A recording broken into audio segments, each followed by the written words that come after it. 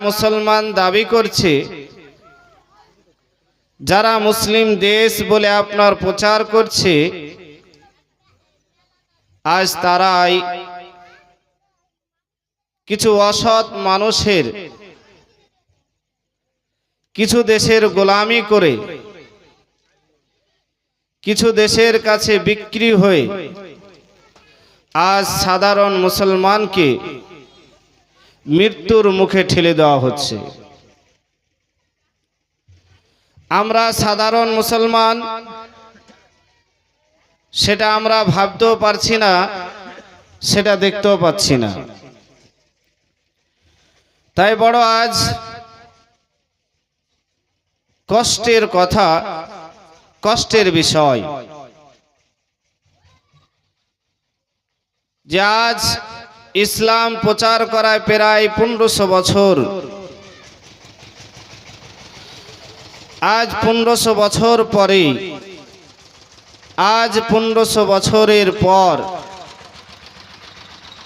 যেভাবে মুসলিমকে আপনার হরণ করা হচ্ছে, মুসলিমের প্রতি জুলুম করা হচ্ছে, যেটা চক্ষু দ্বারা দেখা সম্ভব নয়। আজ মুসলমানের গায়রাত এত আপনার দুর্বল হয়েছে, আজ মুসলমান এমন ভাবে আপনার মুর্দা হয়েছে, এরা বেঁচে থেকে আপনার কবরস্থ হয়ে গেছে, যে এদের ঈমান জাগ্রত হয় না, এদের ঈমানে আপনার এক বিন্দু পরিমাণ জোশ নাই। যে আজকে তোমার মুসলিম ভাইকে হত্যা করা হচ্ছে, আজ তোমার মুসলিম ভাইকে নীরবে আপনার হত্যা করে দেওয়া হচ্ছে, অথচ তুমি মুসলিম দেশের রাষ্ট্রপ্রধান হয়ে তুমি চুপচাপ থাকছো। আজ মুসলমান কিছু আজকে আপনার নামধারী মুসলমান তাদেরকে ফলো করে, তাদেরকে অনুসরণ করে, তাদেরকে দেখার পরে আজ মুসলমানের মধ্যে কিন্তু বিভাজন তৈরি করেছে। যেমন আজকের দিনে, আজকের সময়ে কিছু মানুষ নামধারী মুসলমান, তারা মাথায় টুপি লাগায়, তারা মুখে দাড়ি রেখেছে, তারা তাসবিহ পাঠ করে, তারা যখন মসজিদে আজান হয় নামাজটা আদায় করতে যায়, কিন্তু তারা ওই সমস্ত মুসলিমের আপনার মতো যে দেশগুলো আজকে মুসলমানকে হত্যা করার পরে চুপচাপ আছে, সেই সমস্ত ব্যক্তির মতন এরা, আর এই সমস্ত ব্যক্তিরা তারা সে দেশের সঙ্গে সম্পর্ক রেখে, সে সমস্ত দেশের রিয়াল খেয়ে, সে সমস্ত দেশের মুদ্রা খেয়ে, সে সমস্ত দেশের আপনার টাকা খেয়ে, সে সমস্ত জাকাতের পয়সা খেয়ে, সে সমস্ত দেশের আপনার ফিতরা খেয়ে আজ মুসলমানকে, তার মুসলমানের ঈমানকে নষ্ট করা হচ্ছে, ঠিক কিনা? আজ যেমন মুসলমান বোমের আঘাতে, আজ যেমন মুসলমান গুলির আঘাতে রক্ত ঝরে জর্জরিত হয়ে যেমন ইন্তিকাল বরণ করছে, অনুরূপ আজ পৃথিবীর বুকে যারা মুসলিম, তাদের আপনার অন্য দিক থেকে ঈমানকে হরণ করে, ঈমানকে নষ্ট করে আপনার তাদেরকে জিন্দা থেকে মুর্দা বানানো হচ্ছে। মুআজ্জাজ সামি কেরাম, আমরা শুধু চামড়ার চোখ দ্বারা দিয়ে দেখার পরে সেটাকে বিনয়ে বিশ্বাস করছি যে এরা খারাপ কি করছে, এরা খারাপ তো কিছু করেনি। আজকে আপনার 2 দিনের মধ্যে পুরো ইসরায়েল গাজা এবং আপনার রাফাকে শেষ করে দিয়েছে। কিন্তু সৌদি আরবের দেশের মতন মানুষ আপনার যারা মুসলমান বলে পরিচয় দেয়, যারা মুসলমান আমরাই সবচাইতে বড় মুসলমান বলে যারা আপনার পরিচয় দিতেছে যে পার্শ্ববর্তী দেশ, সে দেশের মানুষ আপনার সে রাষ্ট্রপতি সেই রাজা আপনার ইসরায়েলের প্রধানের সঙ্গে ফোনে কথাও বলছে, যেটা আপনার লজ্জার কথা, যেটা লজ্জার বিষয়।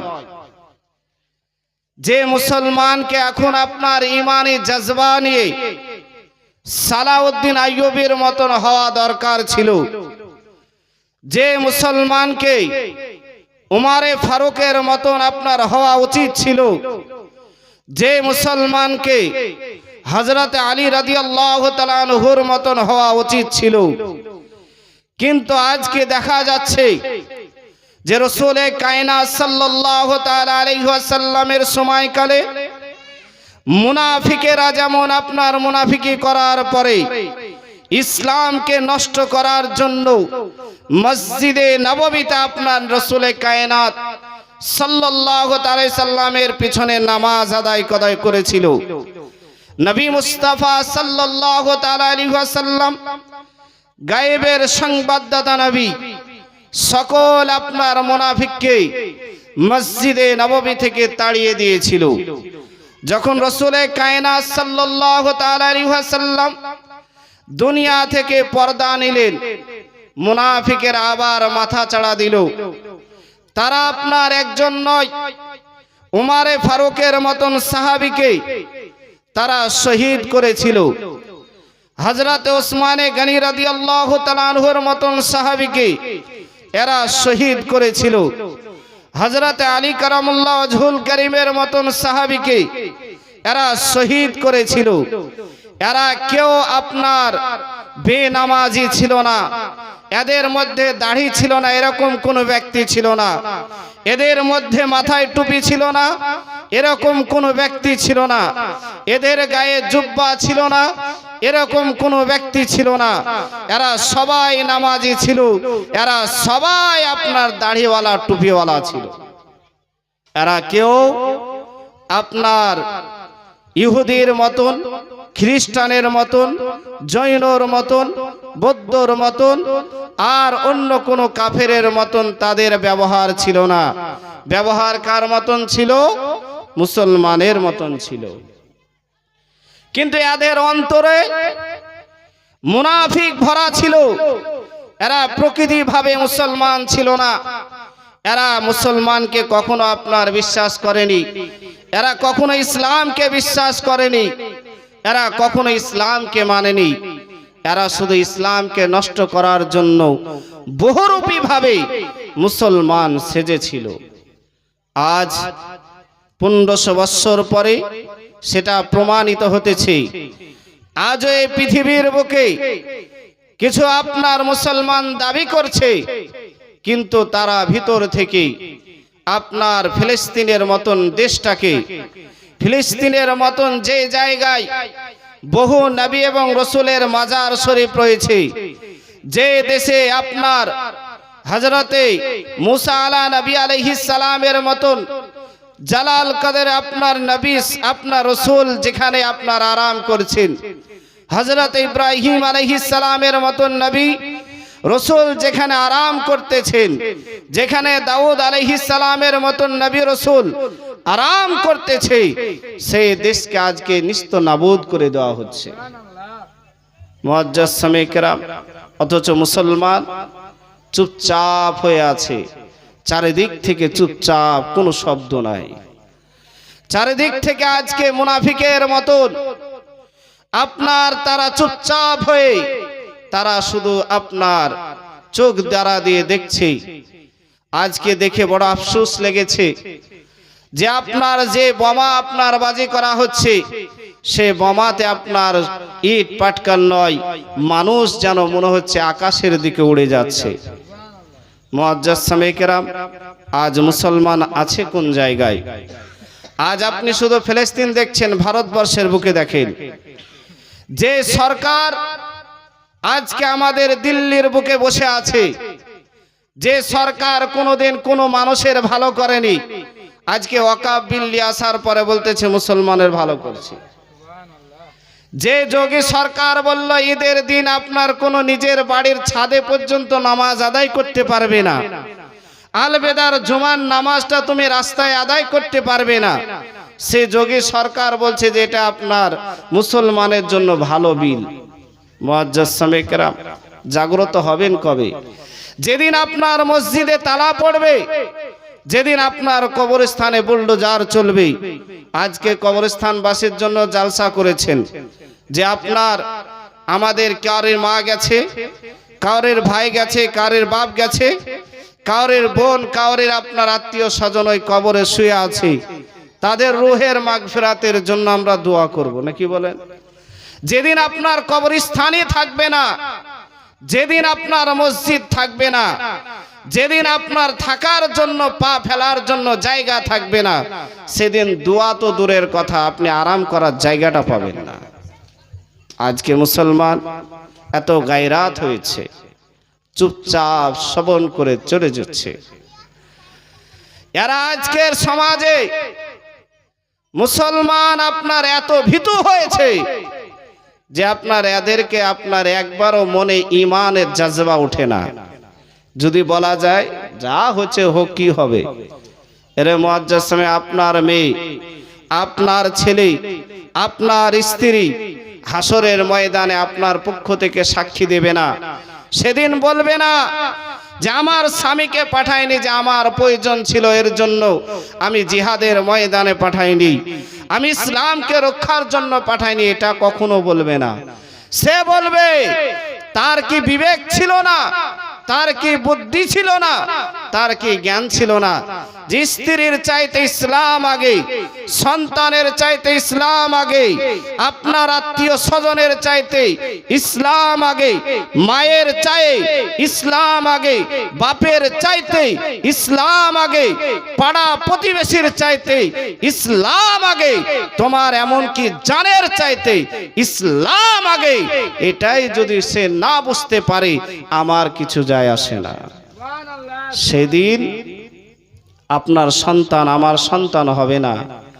সেদিন কাল কিয়ামতের দিন হাসরের ময়দানে যখন সবাই নাফসি নাফসি করবে, যেদিন সবাই সূর্যের তাপে ক্লান্ত হয়ে যাওয়ার পরে, সূর্যের তাপ যেদিন সহ্য না করতে পারবে, যেদিন সহ্য করা অসম্ভব হয়ে যাবে, একটা দিন 50,000 বছরের সমান হবে, সেই দিন সবাই নাফসি নাফসি করবে আর বলতে থাকবে আল্লাহ তুমি তো রহমান, তুমি তো রহিম, আল্লাহ তুমি আমাদের প্রতি দয়া করো। মহান স্রষ্টা রব্বুল আলামিন বলবেন সেদিন গায়েবী আওয়াজ দিয়ে, হে আমার বান্দারা, হে আমার বান্দিরা, পৃথিবীর জমিনে এই নাম দুটো যদি আমার ডাকতে, এই নামের ডাকে যদি তোমরা সাড়া দিতে, এই নামের জন্য যদি তোমাদের ঈমান নিজের জীবনটাকে যদি বিসর্জন দিয়ে দিতে, হাসরের ময়দানে তোমাকে ডাকতে হতো না, আমার আরশের তলে তোমাকে জায়গা দান করতাম। বলুন সুবহানাল্লাহ। কিন্তু আজকে মুসলমান এত গায়রাত হয়েছে, দেখেন না একটা জালসা আপনারা দিয়েছেন, অথচ হাজারো মানুষ আছে নাকি না নাই? এলাকায় যদি মুসলমান বসবো মনে করে, যদি মুসলমান একটা জালসাতে বা একটা মেহফিলে বসবো মনে করে, তো এই এলাকাতে আপনার এরকম মাঠ নাই যে জায়গা দিবে, নাকি বলেন? জায়গা দেওয়া সম্ভব হবে না। কিন্তু গুটি কয় মানুষ, বাকি সবাই আপনার কূটনীতি রাজনীতিতে পড়ে আছে। কে টিএমসির রাজনীতিতে পড়ে আছে, কে কংগ্রেসের রাজনীতি নিয়ে পড়ে আছে, কেউ সিপিএম এর রাজনীতি নিয়ে পড়ে আছে, কেউ বা বিজেপির রাজনীতি নিয়ে পড়ে আছে। আজকে যা টিএমসি সরকার যাকে আপনি বলছেন, আপনার মা মন্ত্রী সরকার বলছেন, যে সরকারের জন্য বলছে সে 26,000 আপনার চাকরি খেয়ে বসে আছে, যে 14 আপনার 2011 সালে আসার পর থেকে নিয়ে আজ 25টা আপনার প্রায় আপনার 24তে আপনার বছর হতে চললো। এই 24 বছরের মধ্যে যে কোনো মানুষকে চাকরি দিতে আপনার অজ্ঞ হলো না, যে চাকরি পর্যন্ত দিতে পারলো না, যে সরকার 10টা টাকা কমাতে পারলো না, সে সরকারকে নিয়ে আপনি বসে আছেন। এ মুআজ্জাজ সামে কেরাম, আর যে নবী আপনাকে সংবিধান দিয়েছে, যে নবী আপনাকে বেঁচে থাকার জন্য অধিকার দিয়েছেন, যে নবী আপনাকে চলার জন্য শরিয়াত দিয়েছেন, যে নবী আপনাকে পৃথিবীর বুকে বাঁচার জন্য আল্লাহর কাছে আপনার জন্য চোখের পানি ঝরিয়েছে, সে নবীকে বাদ দিয়ে যে সরকার আপনাকে কিছু দেয়নি, সে সরকার নিয়ে আপনি পড়ে আছেন। মুআজ্জাজ সামে কেরাম, আজকে পৃথিবীর বুকে এত লজ্জাহীন মুসলমান যে আপনি নবীকে বাদ দিয়ে, রসুলে কায়নাতকে বাদ দিয়ে, যিনি আপনার জন্য দুনিয়াতে আসার পরে চোখের পানি ঝরিয়েছেন, যিনি আপনার পৃথিবীর জমিনে আপনার 63 বছর জিন্দেগি চোখের পানি ঝরিয়ে গেছে, আজও মদিনাতুল মুনাওয়ারায় যে আপনার নিজের রওজাতে উম্মতের জন্য চোখের পানি ঝরাচ্ছেন, কাল কিয়ামতের দিন হাসরের ময়দানে যিনি চোখের পানি ঝরাবেন, সে নবীকে বাদ দিয়ে দুনিয়ার রাজনীতি আপনি মেতে আছেন। মুআজ্জাজ সামে কেরাম, আজ মুসলমান লজ্জা হায়া বলতে হারিয়ে ফেলেছে। আজ মুসলমান বেহায়ার ইন্তিহা পার করে দিয়েছে।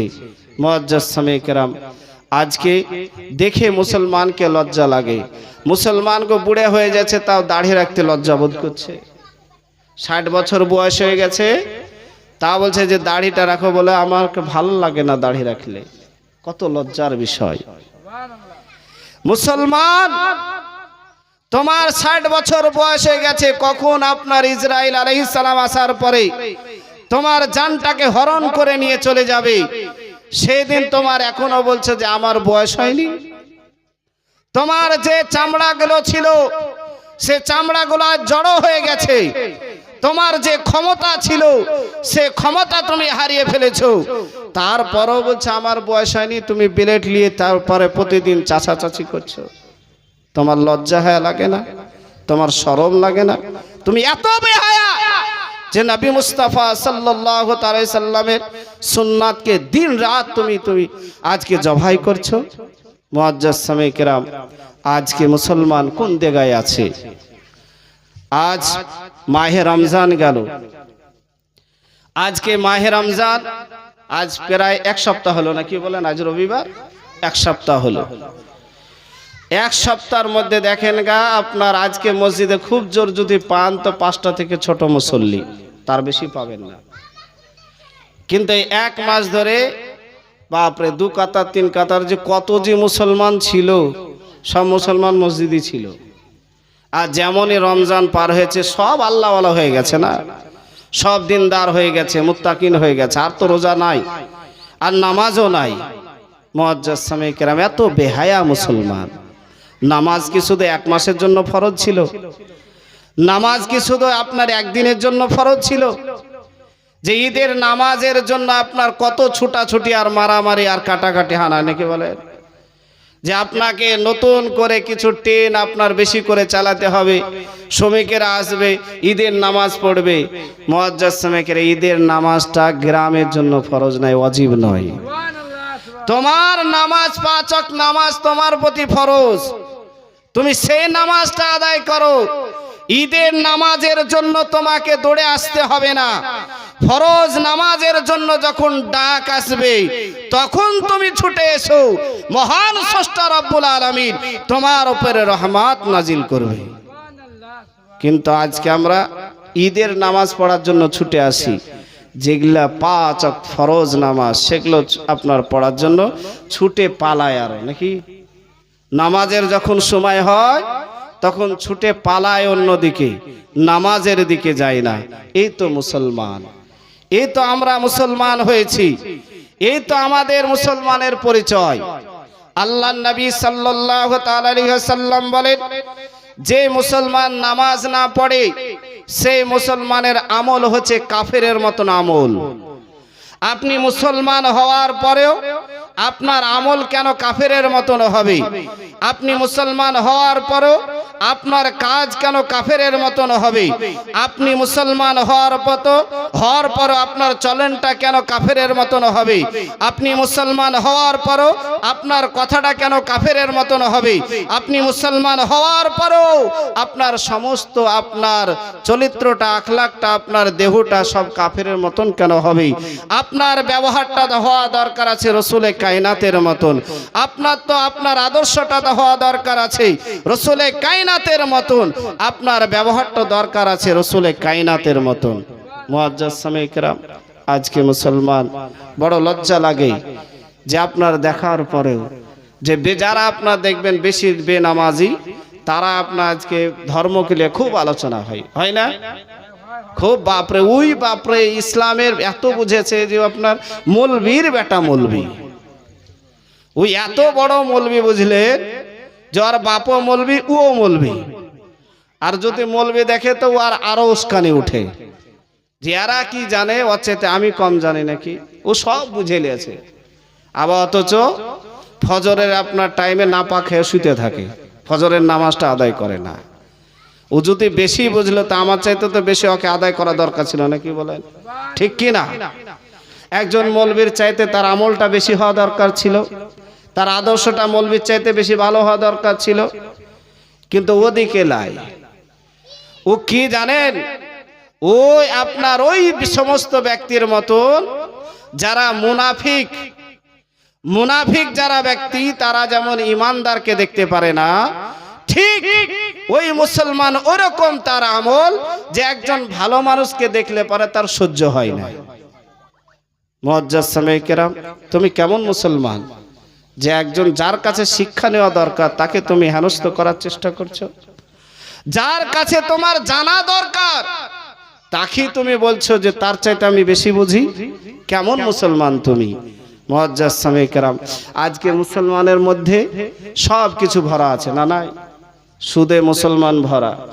আজকাল তো আইপিএল খেলা চলছে বুঝলেন, তা আপনার ইয়ং ছেলে থেকে বুড়িয়া লোক আপনার আজকাল দেখছি তো আইপিএল আপনার কি বলে গেম 11 না কি বলে, ড্রিম 11, ওয়াতি আপনার দেখছি তো আপনার টাকা লাগিয়ে বসে আছে। বুড়িয়া গেলা কষি দেখো, বুড়িয়া লোক গেলা টাকা লাগিয়ে বসে আছে, জুয়া খেলছে। এত মুসলমান এত বেগায়রাত হয়েছে তুমি, এতটাই বেহায়া হয়েছে তুমি যে তোমার মুসলমান হওয়ার পরও তুমি জুয়া খেলো, তুমি মুসলমান হওয়ার পরও তুমি সাট্টাবাজি লাগাও, তুমি মুসলমান হওয়ার পরও তুমি এই আইপিএল এ টাকা লাগাও। তুমি আছো কোন জায়গাতে? তোমাকে তো মুসলমান নাম পরিচয় দেওয়াটা তো ঘৃণা হওয়া উচিত, ঠিক কিনা বলেন? মুসলমান নাম পরিচয় দেওয়াটা তোমাকে লজ্জা লাগা উচিত আছে, কিন্তু তুমি নাম প্লেটটা লিখছো আমি অমুক, আমি করিম, আমি জাব্বার, আমি সাত্তার। আরে বাপরে! মুআজ্জাজ সামিঈ কেরাম, আজকে মুসলমান তোমার সমস্ত আখলাকগুলো তুমি ইহুদির মতন হয়েছো, তোমার আখলাকগুলো সব বেদিনের মতন হয়েছে, তোমার ব্যবহারগুলো সব বেদিনের মতন হয়েছে। তাই তো তুমি আজকে লাঞ্ছিত হচ্ছ, তাই তো তোমার আজকে তোমার পতন হচ্ছে, তাই তো তুমি আজকে চারিদিকে মার খাচ্ছ। তুমি চুপচাপ আছো, তোমার লাখের ডগা দিয়ে আপনার ওয়াকফ বিল পাশ করে দেখিয়ে দিচ্ছে। তুমি চুপ আছো বলে তুমি তোমার নেতা হারিয়েছো, তুমি তোমার আজকে যোগ্যতা হারিয়েছো, তুমি তোমার স্বাধীনতাকে হারিয়েছো, তুমি তোমার ক্ষমতাকে হারিয়েছো, তুমি তোমার সংবিধানকে হারিয়েছো। তুমি ইসলাম বোঝো না, তুমি ধর্ম বোঝো না, তো তোমার কাছ থেকে তোমার জায়গা, তোমার সম্পদ তো হরণ হবেই। মুআজ্জাজ সামিঈ কেরাম, তুমি ইসলাম বোঝো না তো ইতিহাস কি বুঝবে? তুমি ধর্ম বোঝো না তো ইতিহাস কি বুঝবে? তুমি ধর্ম জানো না তো ইতিহাস কি জানবে? তুমি ধর্মর কিছুই জানো না তো তুমি ইতিহাসের কি জানবে? কোন তারিখটা বুঝবে? কোন তারিখটা তুমি জানবে? তুমি তো কিছুই জানো না, তুমি তো সব গলায় বলবে সবই ভালো, মামার জয়ে জয়। মুআজ্জাজ সামিঈ কেরাম, আজকে পৃথিবীর বুকে মুসলমান এখনো সময় আছে পরিবর্তনশীল হন। এবার আল্লাহুম্মা সাল্লি আলা مولانا محمد وعلى آل سيدنا مولانا محمد صلى على محمد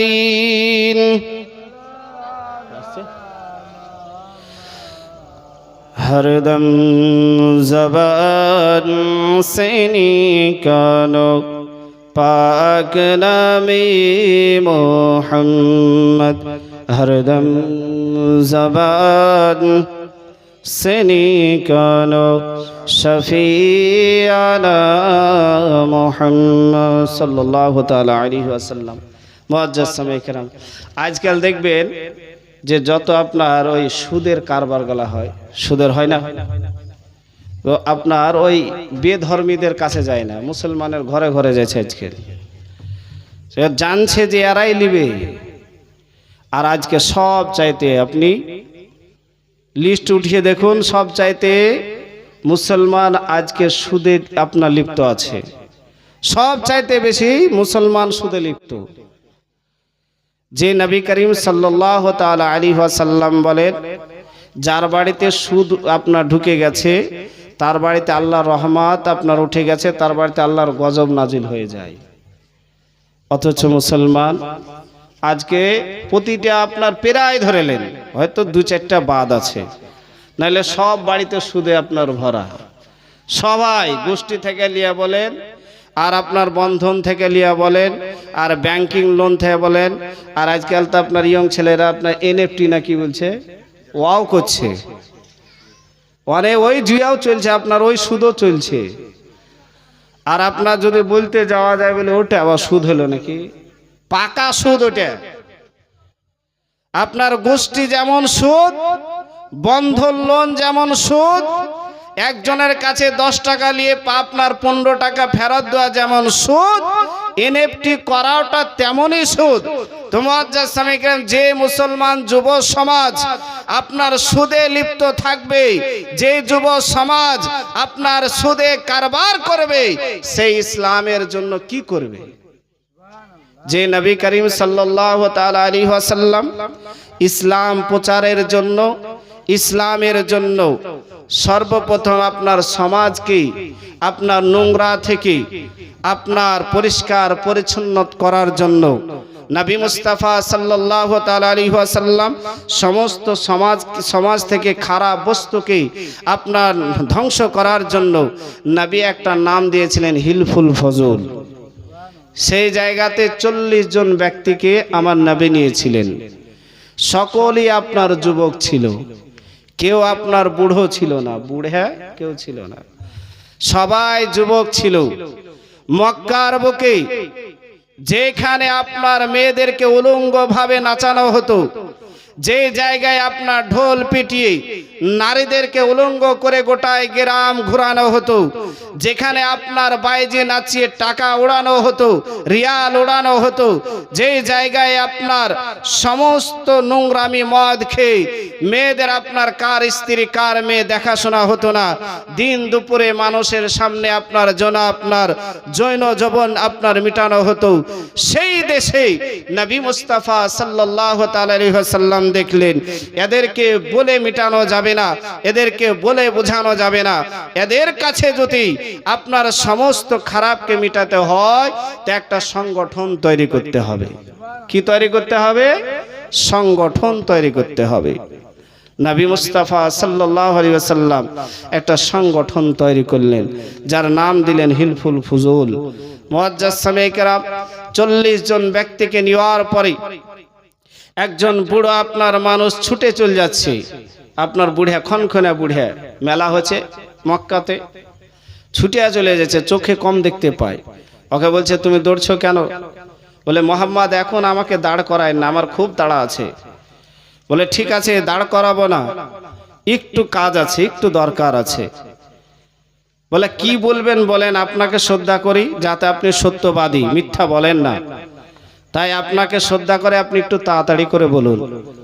নবী মুস্তাফা সাল্লাল্লাহু তাআলা সাল্লাম বলেন কোথায় যাবে? বলে দেখতে পাচ্ছেন না মেলা হচ্ছে, ওখানে যাব, কত নারী লাসছে, ওখানে যা রিয়াল উড়াবো, দেখবো আর রিয়াল উড়াবো। বুড়িয়া গো, ক্ষণক্ষণে বুড়িয়া তাও ছিটে চলেছে। আল্লাহ নবী সাল্লাল্লাহু আলাইহি সাল্লাম বলেন যে আচ্ছা তুমি যাবে, ওখানে যাও, আমি তোমাকে নিষেধ করছি না, কিন্তু একটা উত্তর দিয়ে যাও। বলে কি উত্তর? যদি ওখানে তোমার মেয়ে নাচে আর তুমি যদি দেখো, সহ্য করবে? বুড়া আপনার ঠোং করে দাঁড়িয়ে গেছে। আল্লাহ নবী সাল্লাল্লাহু তাআলা আলাইহি ওয়াসাল্লামের কাছে কোনো উত্তর দিতে পারছে না। নবী আমার বলতেছে, তোমার যদি স্ত্রী হয় তুমি সেটা সহ্য করতে পারবে? তোমার যদি বোন হয় তুমি সহ্য করতে পারবে? তোমার যদি কেউ আত্মীয় হয় তুমি সহ্য করতে পারবে? বলে ইয়া রাসূলুল্লাহ, ওগো আল্লাহর নবী সাল্লাল্লাহু তাআলা আলাইহি ওয়াসাল্লাম, এটা তো সহ্য করা সম্ভব নয়। বলে তাহলে যে তুমি, ওটাও তো কারীর বোন, ওটাও তো কারীর মেয়ে, ওটাও তো কারীর আপনার স্ত্রী, কাউরি না কাউরি তো আছে, তাহলে তুমি তার কাছে যাওয়ার পরে ওই সমাজটা নোংরামি করবে, ওই সমাজটাকে খারাপ করবে, তুমি কেন যাবে সেখানে? আমার নবী মুস্তাফা সাল্লাল্লাহু আলাইহি সাল্লামের কথা শুনে সে ঘুরে চলে আসলেন। নবী আমার 40 জন ব্যক্তিকে সঙ্গে নিয়ে আপনার গেলেন। মেলার ভিতরে যাওয়ার পরে নবী মুস্তাফা সাল্লাল্লাহু আলাইহি ওয়াসাল্লাম বললেন, এই মক্কার সরদারেরা, যারা মেলা লাগিয়েছে তারা কান দিয়ে আমার কথা শোনো। আজকে তোমরা যে নোংরামি করছো, আজকে তোমরা যে খারাপি করছো, যে তোমরা যে মদ পান করে মেয়েদের প্রতি অত্যাচার করছো, মদ পান করে তোমরা লাতা উজ্জার পূজা করছো, মদ পান করে তোমরা আজকে যত রকমের জেনা তোমরা করছো, শোনো, তোমরা এই সমস্ত নোংরামি ছেড়ে দিয়ে তোমরা ভদ্রত সমাজের মধ্যে বসবাস করো। তোমাদের সমস্ত খারাপি ছেড়ে দিয়ে তোমরা ভদ্র হয়ে যাও, নম্র হয়ে যাও, তোমরা ভালো হয়ে যাও, এই সমস্ত খারাপিকে তোমরা দূর করে দাও। তাই কি শুনে কেউ সহজে কেউ শুনবে? বলেন শুনবে না। বলে মোহাম্মদ তুমি যা বলছো বলো গা, ওদিকে আমরা যেটা করছি করতে দাও। আমার নবী করিম সাল্লাল্লাহু তাআলা আলাইহি ওয়াসাল্লাম বললেন যে আমি তোমাদের ভালোর জন্য বলতেছি, যেটা তোমাদের ভালো হবে, তোমাদের কল্যাণ হবে, তোমাদেরই পরে উপকার হবে, তোমরা এই সমস্ত কারবার ছেড়ে দাও। কেউ যখন শুনতে নারাজ, তখন ওই 40 জন ব্যক্তি এক জায়গায় একত্রিত হওয়ার পরে যখন লাঠি ধরলেন, সমস্ত মেলা আপনার বন্ধ হয়ে, সেদিন বন্ধ হলো তো আজও বন্ধ হলো।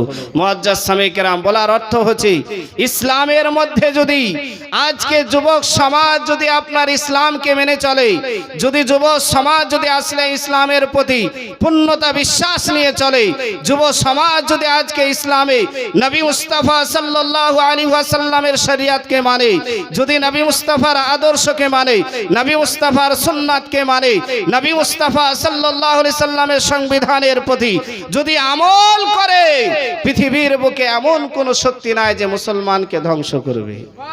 কিন্তু আজকে যুব সমাজকে গ্রাস করা হয়েছে। মাথার চুলগুলো কাটছে তো এমন করে যে মনে হচ্ছে যে দেখতেই পারে আপনার ঘৃণা লাগে।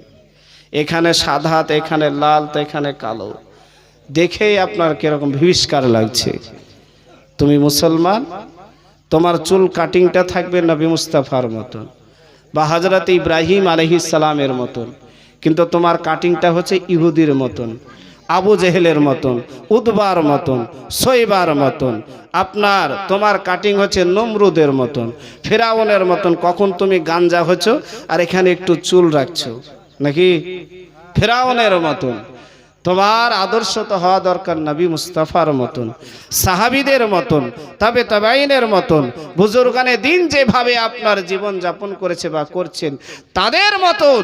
তবেই তো পৃথিবীর বুকে ইসলামের মধ্যে যদি কেউ আঘাত আনে, তুমি সেটাকে বুক পেতে আঘাতটাকে নেওয়ার পরে ইসলামের পতাকা পুনরায় তুমি উঁচু করতে পারবে, বুলন্দ করতে পারবে। বলুন সুবহানাল্লাহ। নাইলে তুমি যেখানে যাবে, চেন্নাই যাও, কেরালা যাও, রাজস্থান যাও, হায়দ্রাবাদ যাও, যেখানে যাও, যেখানে যাবে সেখানেই তুমি পিটুনি খাবে। খাচ্ছে না? সেখানে খাচ্ছে। কারণ তুমি তো মুসলমান কি জিনিস তুমি বুঝোই না, ধর্মই তো বোঝো না, ইসলামই তো বোঝো না, তুমি তো মায়ের খাবাই। তুমি আজকে বলছো যে আমি মুসলমান হওয়ার পরে মায়ের খেলাম, আমাকে কই আল্লাহ বাঁচাচ্ছে না, আল্লাহ তুমি বাঁচাও। কেন, কি করে বাঁচাবে? তুমি তো আল্লাহকে ডাকোই না, বিপদে ডাকছো। তুমি তো রসুলকে ফলোই করো না, তুমি বিপদের সময়তে ফলো করছো। সে সময় আসবে না যখন তুমি বিপদে আপদে ভালো মন্দতে, যখন তুমি শান্তিতে থাকবে তখন আল্লাহকে ডাকো, যখন তুমি বিপদে থাকবে তখনও আল্লাহকে ডাকো, যখন তুমি নীরবে থাকবে তখনও তুমি আল্লাহকে। নারে তাকবীর, নারে তাকবীর, নারে রিসালাত, নারে রিসালাত।